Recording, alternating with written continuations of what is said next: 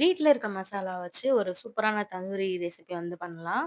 First வந்து 1 cup தயிர் எடுத்துக்கிறேன். 1 கிலோ சிக்கன் எடுத்திருக்கேன். அதுக்கப்புறம் வந்து 2 டீஸ்பூன் இஞ்சி பூண்டு பேஸ்ட்டு, ரெட் சில்லி பவுடர் வந்து 1 டீஸ்பூனு, சீரகத்தூள் வந்து 1/2 டீஸ்பூனு, மிளகுத்தூள் வந்து 1 டீஸ்பூனு, உப்பு வந்து சேர்த்துருக்கேன். அதுக்கப்புறம் மல்லி இலையும் வந்து சேர்த்து நல்லா பெசஞ்சு எடுத்து வச்சுட்டேன். அதுக்கப்புறம் அந்த ஒரு கறி துண்டு வந்து சூடு பண்ணி நம்ம இந்த மாரி பண்ணும்பொழுது நெய் வந்து விடுங்க.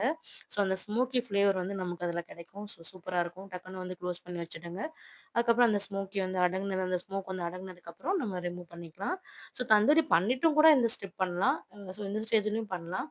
நான் மார்னிங் பெசஞ்சு நான் ஃப்ரீசர்ல வந்து எடுத்து வச்சுட்டேன். ஸோ ஈவினிங் வந்து தந்தூரி சிக்கன் பண்ணேன். ஒரு 5 ஹவர்ஸ், 6 ஹவர்ஸ் வந்து ஊறும்போது நல்லாருக்கும்.